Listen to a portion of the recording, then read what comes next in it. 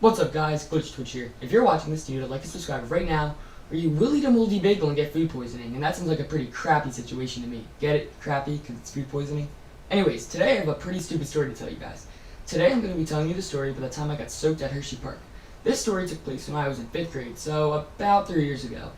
Alright, so before I tell you guys the story about how I got soaked at Hershey Park, let me give you a little background of the story. So I have an uncle who used to be a manager at this one popular store franchise. And the store had this deal where they gave 8 free tickets to Hershey Park to the manager of the store every summer. This was a pretty awesome deal, since Hershey Park tickets are expensive enough, especially for an entire family.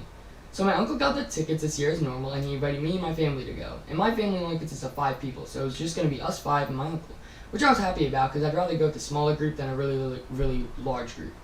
So we all picked a day in mid-July and decided to leave early in the morning to make a full day out of it.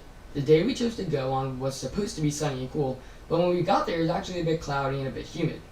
So we got into the park, and my parents told me and my 2 brothers that we could go on any ride we wanted in the park, except for the log flume, since it would probably get us soaked, and we didn't have a change of clothes with us that day.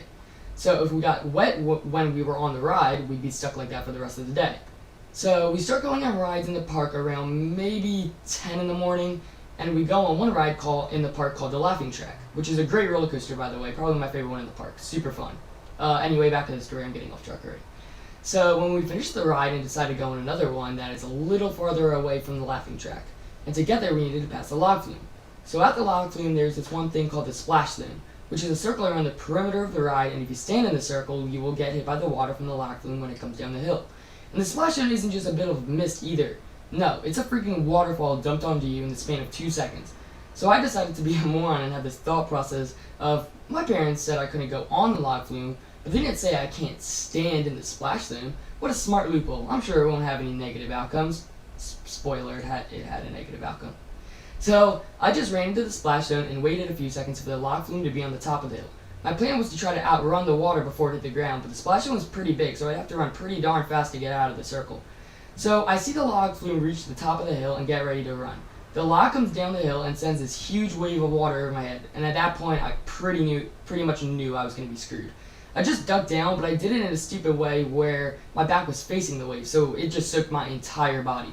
My parents watched it all happen too, and they just started laughing at me, which I guess I kind of deserved for being such an idiot. So since I was soaked, we tried to use one of those drying machine things that were outside of the water park, which would blow hot air at you, kind of like a giant hair dryer.